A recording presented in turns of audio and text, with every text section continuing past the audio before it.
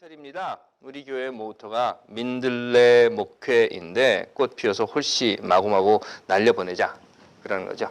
꽃 피는 계절입니다. 하지만 가끔은요 우리가 잊어버리는 게 있어요. 아니 자주 어쩌면 늘 잊어버리는 게 있습니다. 그게 뭔가 하면 봄에 꽃이 피는 것을 보고 아름답다 보기 좋다 이런 이야기를 하면서도 그 꽃이 피기까지의 과정은 모르고 지납니다. 아니 모르고 지나는 것이 아니라 어쩌면 알면서도 모른 척하고 지나는 것일 수도 있을 거예요. 아니 어쩌면 알고 싶어 하지 않는 것일 수도 있을 겁니다. 하지만 분명한 것은요, 꽃이 핀다라고 하는 것은 꽃이 피기 위한 과정이 있었다라고 하는 겁니다. 그 과정의 끝에서 꽃이 피는 거지 이 과정 다 없이 그냥 어느 날 갑자기 꽃이 펑 하고 피는 것은 아니라는 거죠. 다시 말해서 공짜 점심은 없다 이런 얘기 우리 많이 하잖아요. 그런 것처럼 꽃은 거저 핀 것이 아니다 하는 겁니다. 우리 사는 모습도 그런 거 아닐까요? 사람 사는 것도 거저 되는 것은 없습니다. 기도할게요. 하나님, 꽃을 보고 기뻐하기 위해 꽃을 피우기 위한 인내와 아픔을 견뎌야 하는 시간이 있었음을 잊지 않게 하옵소서. 아멘. 자, 우리가 누구를 안다라고 하는 것의 의미는 무엇일까 한번 생각을 해봤어요. 강연회를 다니면요, 나를 잘 안다는 사람을 만나게 됩니다. 아니, 더 정확히는 나를 잘 안다는 사람을 만나게 됩니다. 와가지고 그러는 거야. 아, 내가 옆에 누가 있는데, 우리 누가 있는데, 그 사람이 목사님을 잘 안대요. 그런단 말이죠. 문제는 내가 그 사람을 잘 모르는 거죠. 그런 경우는 그냥, 그러세요. 잘 압니다. 그리고 넘어가기는 하지만, 때로는 난감할 때도 있습니다. 여러분들은 어떠십니까? 하나님을 잘 아십니까? 여러분들은 하나님을 안다고 생각하고 계십니까? 그럼, 교회 다니는 사람 치고 하나님 모르는 사람이 어디 있냐? 하나님 믿는다고 하면서 하나님을 내가 왜 모르느냐? 뭐 이렇게 이야기하시는 분들도 계실 겁니다. 그런데요, 사실은 잘 모르는 경우가 많아요. 그래서 나 교회 다니는 사람이고 뭐 내가 어려서부터 어떻게 했고 나는 모태신앙이고 뭐 우리 뭐 몇 대죠 뭐 이런 이야기를 하는 사람들 중에서도 또 잘 안다고 하는 사람들 중에서도 어떨 때 보면 글쎄 잘 아나? 하는 생각을 하게 하는 사람들도 있습니다. 어떻습니까, 여러분들은? 여러분들은 누구를 알려고 하면 어떻게 해요? 데이트를 한다고 한번 생각을 해보죠. 그러면 어떻게 멀리서 그냥 마주만 보고 있습니까? 그렇게는 안 하잖아요. 재미없으니까 가까이 앉아서 얼굴 쳐다보며 멀뚱멀뚱하고 있습니까? 그렇게도 안 하죠. 중매장이가 둘을 만나게 해주면 어떻게 합니까? 처음에는 이 사람이 뭐 누구 이 사람 뭐 이렇게 서로 얼굴을 보고 이야기를 할 수 있도록 중매장이는 중매를 해주고 나면 쓱 빠지는 거예요. 그래서 둘이 같이 가서 밥도 먹고 둘이 같이 여행도 가고 뭐 이러면서 서로 알게 되는 거죠. 이 사람은 뭘 좋아하는가? 취미는 무엇이고 음식은 습관은 생각은 사는 방식은 이런 것들을 조금씩 알아가게 됩니다. 그럴 때 안다고 할 수 있는 거죠. 물론 부부가 돼서 5년, 10년, 뭐 20년, 50년을 같이 살아도 내가 저 속을 어떻게 다 알아 뭐 이런 생각을 하는 사람들도 있기는 있어요. 하지만 최소한 누군가를 안다라고 하는 것은 여기까지는 돼야 되는 것 같아요. 그 사람과 어떻게 하면 소통할 수 있는가 하는 소통의 방법을 안다는 것. 그리고 그 소통의 방법을 알기 위해서는 서로 만나도 보고 같이 앉아 이야기도 하고 손도 잡아보고 밥도 같이 먹어보고 하면서 그 소통의 방법을 찾게 되는 것이 아닌가 생각합니다. 그렇다면 하나님을 안다는 것은 어떨까요? 하나님을 안다고 하는 것 역시 같이 앉아 밥도 먹어보고 여행도 같이 가고 극장도 같이 가고 마주 앉아서 얼굴도 바라보고 손목도 잡아보고 이러면 얼마나 좋겠습니까? 그런데 하나님하고는 그렇게 할 수가 없어요. 그래서 우리는 하나님이 무엇을 원하시는지를 알기 위해서 하나님이 누구인가를 알기 위해서 하나님을 잘 알기 위해서 성서라고 하는 것을 봅니다. 하나님이 그걸 남겨놨거든요. 성서에 있는 이야기들. 그래서 열심히 성서를 보기는 보는데요. 문제는 뭔가 하면 성서를 통해서 하나님을 안다고 하는 사람들의 거의 대부분은 성서를 통해서 아브라함도 알고 모세도 알고 다윗과 바울과 예수는 알지만 하나님은 모른다는 겁니다. 자, 그러면 한번 볼까요? 예수의 삶을 통해서 우리에게 보여주신 하나님의 모습 여러 가지가 있을 겁니다. 그 중에서 오늘 한 가지는 제가 여러분들과 나누고 싶은 게 이거예요. 요한복음에 나와 있는 이야기인데요. 내가 진실로 너희에게 이르노니 한 알의 밀알이 땅에 떨어져 죽지 아니하면 그 한 알 그대로 있고 죽으면 많은 열매를 맺느니라 하는 이야기입니다. 이 이야기를 통해서 그러면 하나님은 누군가 한번 우리 찾아보죠. 물론 이 이야기는 신앙에 관계없이 교회를 다니든 안 다니든 무슨 어떤 신앙을 갖고 있든 모든 사람들에게 많이 들려져 있는 이야기입니다. 그런데 이 이야기만 알아요. 이 앞에 무슨 일이 있었는지, 그 뒤에 무슨 일이 있었는지는 거의 잘 모릅니다. 성서를 볼 때 꼭 국정원 보듯이, 아니 국정원은 그런지 요즘 잘 안 하죠. 예전에 그 안기부, 아니 그거보다 그 이전에 있었던 중앙정보부 보듯이 말이죠. 성경의 밑줄만 쫙쫙쫙 그어서 그것만 따서 보기 때문에 앞에 무슨 일이 있었는지에 대한 생각을 잘 못한다는 겁니다. 그럼 한번 다시 볼게요. 이 요한복음 12장 24절에 있는 이야기, 한 알의 밀알이 땅에 떨어져 썩지 아니하면, 이 이야기는요, 그 앞에 뭔가 사건이 있었어요.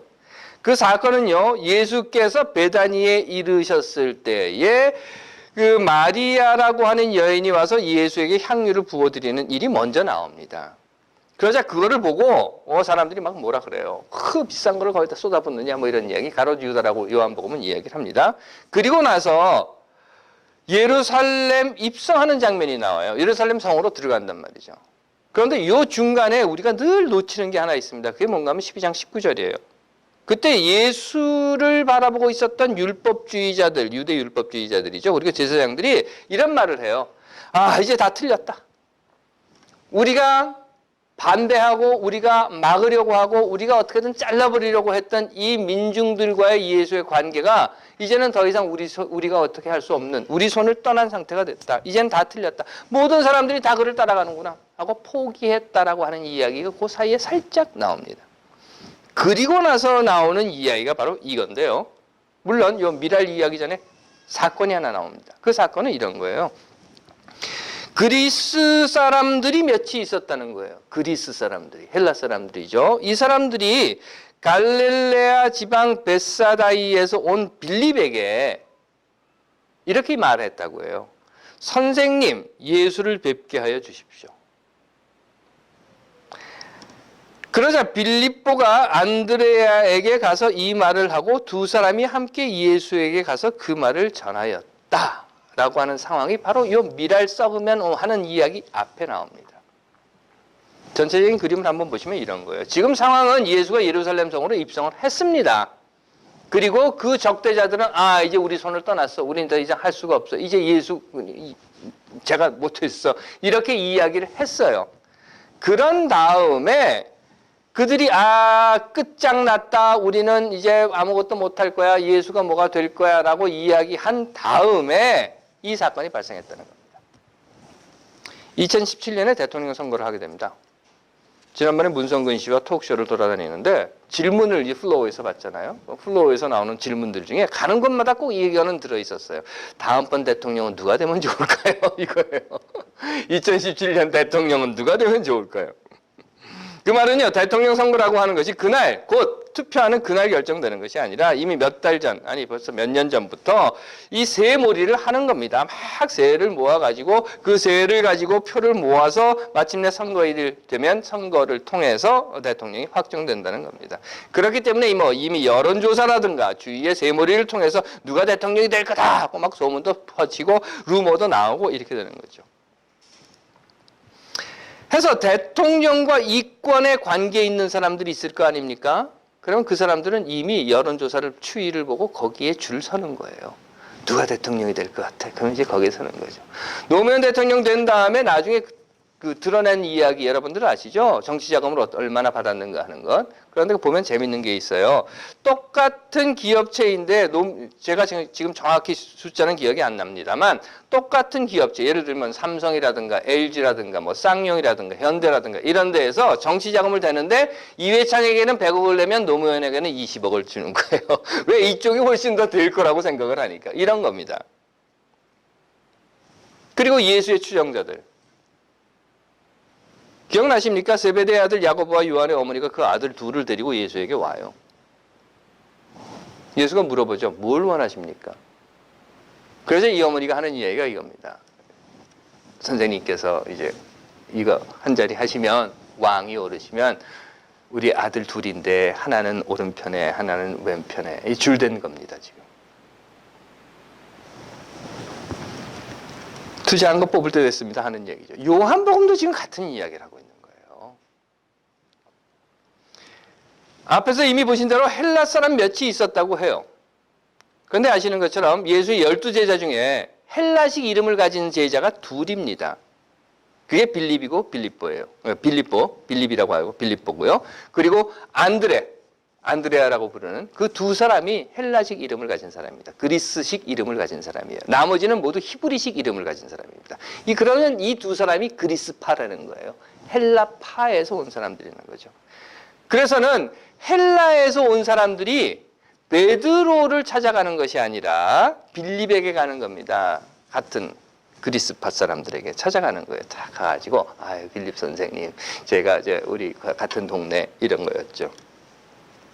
같은 이름을 갖고 같은 지역에서 살았고 같은 생각은 아니겠지만 여하튼간에 같은 언어를 쓰는 이런 사람들이 이렇게 뭉텅이를 만들어서 우리들끼리 이렇게 줄을 쓱 대고 있는 겁니다. 그러면서 한 얘기가 뭔가 하면 예수를 좀 만나게 해주십시오. 이런 거였죠. 마치 친박, 비박, 안철수파, 박지원파, 호남, 영남 이런 겁니다. 빌립 선생님 자리 한번 만들어 주시지요. 이런 거. 그러자 여기에 대해서 예수가 한 말이 바로 이거예요. 너희 중에 누구든지 크고자 하는 자는 섬기는 자가 되고 너희 중에 누구든지 으뜸이 되고자 하는 자는 모든 사람의 종이 되어야 한다. 라고 요한과 그 어머니에게 이야기한 것처럼 이제는 한 알의 밀알이 땅에 떨어져 죽지 않으면 이라고 이야기하고 있는 겁니다. 누구든지 자기 목숨을 아끼는 사람은 잃을 것이며 이 세상에서 자기 목숨을 미워하는 사람들은 목숨을 보존하여 영원히 살게 될 것이다 라는 말을 여기에서 하게 되는 겁니다. 이 상황에서 나온 이야기예요. 그 말은요, 예수의 삶을 통해서 우리에게 보여주신 하나님의 모습이라고 하는 거. 우리가 하나님을 안다라고 하면 우리가 알고 있는 하나님은 우리로 하여금 죽어라 라고 말하고 있는 겁니다. 너희들은 죽어야 된다 라고. 하지만 죽어라 라고 한다고 해서 그저 길거리 지나가는 사람들 있지 않습니까? 여기 지나가는 모든 사람 너도 죽고 너도 죽고 너도 죽고 너도 죽고 이렇게 죽어라 하는 이야기는 아니에요. 어른도 죽고 애도 죽고 노란 사람도 죽고 까만 사람도 죽고 뭐 하얀 사람도 죽고 이런 이야기는 결코 아니란 이야기입니다. 하지만 앞에 상황 제가 이미 설명드린 것들을 쭉 같이 연결해서 보신다고 하면 죽어라 라고 하는 이야기는요, 누구를 향한 것인가 하면 죽어야 할 것이 있는 사람들을 향한 거예요. 예수가 왕이 된다는 선입견을 쓰고 있는 사람들, 그들이 죽어야 하는 겁니다. 줄 잘 서면 한 자리 한다라고 생각하는 사람들, 그들이 죽어야 하는 겁니다. 또는 율법이라는 껍질을 쓰고 있는 자들, 규례나 전통이라고 하는 단단한 땅에 그 뿌리를 받고 있는 자들, 마음을 딱 닫아 걸고 이거 놓치면 이거 열면 죽는다라고 벌벌 떨고 있는 그런 사람들, 그들이 죽어야 한다는 겁니다. 또는 교리라고 하는 것, 교단이라고 하는 벽에 갇혀져서 교회라고 하는 이 울타리 안에 꼭 들어가 있으면서 절대로 못 나온다고 웅크리고 있는 자들, 그들을 향해서 죽어야 한다고 말하고 있는 겁니다. 또는 지역이라고 하는 것, 또는 문화라고 하는 것, 또는 언어라고 하는 것, 또는 생김새라고 하는 것, 또는 경제라고 하는 것, 또는 학식이라고 하는 것, 또는 내가 가지고 있는 사회적 배경이라고 하는 것으로 분리되어 있고 꼭꼭 나누어 놓은 상태에서 자기 안에만 다 붙들려 있는 그런 자들 보고 죽으라고 하는 겁니다. 그럼 무엇이 죽어야 합니까? 이미 말씀드린 거예요. 그런 것들을 죽이라고 하는 겁니다. 그런 것들이 죽지 않으면 너희는 결코 다시 태어나는 미랄이 될 수 없다라고 말하고 있는 것입니다. 또한 그 말은 죽자 하는 이 말을 하기에 앞서서 너희가 무엇이 죽어야 하는지를 알아야 한다는 겁니다. 나는 과연 무엇에 묶여 있는가? 내게는 과연 무엇이 죽어야 할 것인가 하는가. 하나님께서 사랑하시는 여러분, 하나님을 안다는 것은 무엇입니까? 저는 이렇게 여러분들께 말하고 싶습니다. 하나님을 안다는 것은 내가 무엇이 죽어야 하는지를 아는 것에서부터 시작하는 거라고. 또한 함께 살아가는 세상에서도 마찬가지라고 저는 생각합니다. 내가 너를 알아. 내가 아내를 또는 남편을 알아. 내가 내 아이들을 또는 부모를, 친구를 이웃을, 직장 동료를, 내가 가르치고 있는 이 학생들을 내가 안다고 할 때에는 그보다 먼저 저들과 사이에서, 아니 저들을 알기 위해서는 먼저 내가 죽어야 할 것이 무엇인가를 아는 것에서 저들을 아는 첫걸음이 시작된다고 생각하는 것입니다. 하지만 많은 사람들이 그렇게 하지 않죠. 그래서 예수는 이런 이야기를 했다고 저는 믿어요. 그건 뭔가 하면 많은 사람들은 나는 죽기 싫어, 내가 죽어라 라고 한다는 겁니다. 내가 먼저 죽어서, 내가 미랄이 돼서, 내가 썩어서, 내가 꽃을 피우고, 내가 열매를 맺으면 나는 이렇게 서서 아, 이쁘다, 참 먹기 좋겠다 라고 생각을 해야 한다라고 믿고 있는 우리들의 삶이 있기 때문에 우리는 하나님을 제대로 알지 못하고 하나님은 우리에게 내가 먼저 죽어라 라고 이야기하고 있는 것은 아닌가 하는 것입니다. 내가 세상을 알기 위해서, 하나님을 알기 위해서 먼저 세상이 죽어야 하고 내가 죽어야 하고 하나님이 나를 위해 죽어주셔야 하고 그래야만 내가 하나님을 아는 것이라는 그 규정되어 있고 예전부터 우리 머릿속에 박혀 있었던 그 생각이 있었다라고 하면 하나님께서 사랑하시는 여러분, 그것부터 먼저 죽이십시오. 그걸 죽이지 못하면 우리는 결코 하나님을 보지 못할 것입니다. 내가 죽을 때 그 긴 겨울, 그 추운 죽음에서 다시 꽃이 피게 되는 것이지 내가 죽지 않는다고 하면 우리는 결코 그 긴 겨울의 죽음으로부터 다시 꽃을 피우는 생명력을 가진 자들이 되지 못하게 되고 말 것입니다. 난 죽기 싫고 내가 죽어서 나에게 아름다운 꽃을 피워 보여주게 하라 라고만 하는 것에 멈춰서 버린다면 우리는 결코 화석은 될 수 있을지 모르지만 우리가 갖고 있는 생명은 없어지게 될 것입니다. 내가 꽃이 되고 열매가 되어 씨앗이 되고 긴 겨울에 죽음을 넘어 또다시 꽃을 피우는 생명이 되기 위해서는 아주 간단한 원리입니다. 미랄이 죽어야 그것이 가능합니다. 봄이 되면 꽃이 피죠. 보기에는 참 아름답습니다. 그리고 참 예쁜 꽃이 피었다, 보기 좋다라고 말을 하면서도 사실 우리는 그 꽃이 피기까지의 과정은 슬쩍 모른 척하고 지나가 버립니다. 아니 알면서 모른 척하고 지나가기도 하고 또는 알고 싶지 않기도 하고 때로는 그저 그 과정이 싫기도 합니다. 하지만 분명한 것은 꽃이 피는 것은 꽃이 피기 위한 과정이 있었다는 것입니다. 그리고 그 과정, 즉 내가 죽는다, 나를 버린다라고 하는 것이 없으면 우리는 결코 꽃이 되지 못하는 것입니다.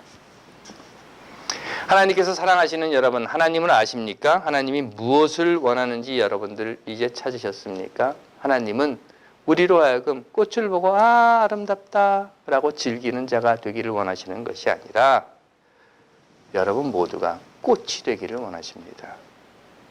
그렇다면 우리가 먼저 죽읍시다.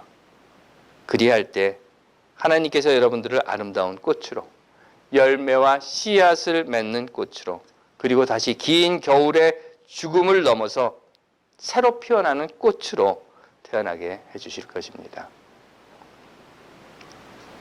하나님께서 사랑하시는 여러분, 여러분들 속에는 어떤 죽여야 할 것이 있는지 함께 생각해보는 5월이 되시기를 간절히 빕니다. 기도하겠습니다. 하나님, 우리가 버림으로, 죽임으로 하나님을 알게 하시고 버림과 죽음으로 다시 꽃 피우는 생명이 되게 하옵소서. 아멘.